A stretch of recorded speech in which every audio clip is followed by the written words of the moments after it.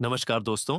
आज मैं आपके लिए लेकर आया हूं एक ऐसी प्रेरणादायक कहानी जो सिर्फ एक गांव की नहीं बल्कि पूरे समाज की सच्चाई और उम्मीद को दर्शाती है। कहानी का नाम है सरपंच की आपकी बेटी। दोस्तों, हम सब जानते हैं कि बेटियां समाज का गौरव होती है, लेकिन आज भी कई जगह गरीबी, हालात और सोच के कारण उन्हें आगे बढ़ने का मौका नहीं मिलता। ये कहानी है एक ऐसे सरपंच की जिसने अपनी सोच से पूरे गांव की दिशा बदल दी। एक छोटा सा गांव था। गांव में मिट्टी की कच्ची सड़कें थीं, चारों तरफ हरे भरे खेत थे और लोग सादगी से जीते थे। गांव का नेतृत्व करता था रामपाल, जो गांव का सरपंच था। रामपाल अपनी ईमानदारी और नेक दिली के लिए दूर दूर तक जाना जाता था। लोग कहते थे, रामपाल सिर्फ सरपंच नहीं बल्कि हमारे गांव का बड़ा भाई है। वह अक्सर कहा करता, ये गांव मेरा परिवार है और हर बेटी मेरी अपनी बेटी है। गांव में एक गरीब किसान रहता था, हरिराम। उसकी बेटी थी राधा। राधा बहुत ही होशियार थी। उसकी आंखों में बड़े सपने थे। वह पढ़ाई में इतनी तेज थी कि मास्टर जी भी कहते, अगर मौका मिले तो ये बच्ची बहुत आगे जाएगी। लेकिन गरीबी का क्या? हरिराम के पास इतना पैसा नहीं था कि वह अपनी बेटी की आगे की पढ़ाई का खर्च उठा सके। राधा किताबों के बिना भी मिट्टी पर लिख लिख कर पढ़ती रहती, पर पेट की भूख और हालात का बोझ उसके सपनों से बड़ा था। एक दिन हरिराम ने मजबूर होकर कहा, बेटी, अब आगे पढ़ाना मेरे बस में नहीं है। खेती खलिहान चलाना मुश्किल हो गया है। तू घर का काम संभाल ले। यह सुनकर राधा की आंखों से आंसू बहने लगे। उसका सपना जैसे टूट गया। ये बात गांव के सरपंच रामपाल तक पहुंची। उन्होंने हरिराम को बुलाया और कहा, हरिराम, राधा सिर्फ तुम्हारी बेटी नहीं है, वह पूरे गांव की बेटी है। जब तक मैं सरपंच हूं, उसकी पढ़ाई कभी रुकेगी नहीं। रामपाल ने पूरे गांव की पंचायत बुलाई। गांव के बुजुर्ग, औरतें, नौजवान सब इकट्ठा हुए। वहां सरपंच ने कहा, भाइयों और बहनों, अगर हम अपनी बेटियों को पढ़ाएंगे नहीं तो हमारा गांव कभी तरक्की नहीं करेगा। यह सिर्फ एक पिता की जिम्मेदारी नहीं है, यह पूरे गांव की जिम्मेदारी है। हर घर से थोड़ा थोड़ा सहयोग आएगा तो हमारी बेटी राधा पढ़ पाएगी।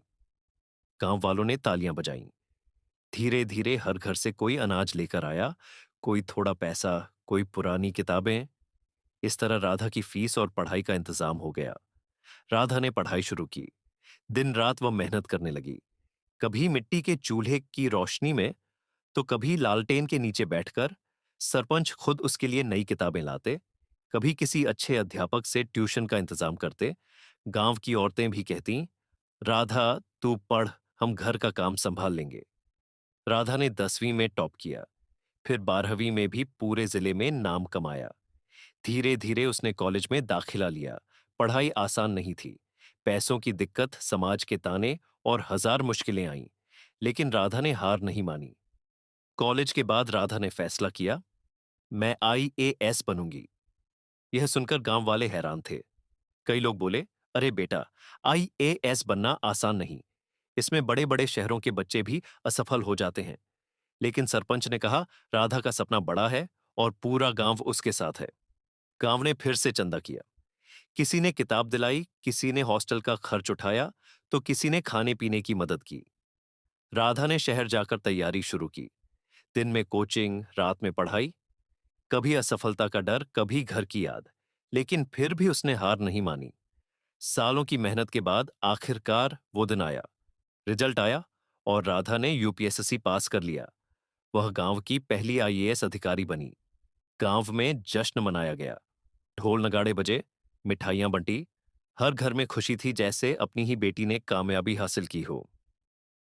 एक बड़े मंच पर पूरा गांव इकट्ठा हुआ।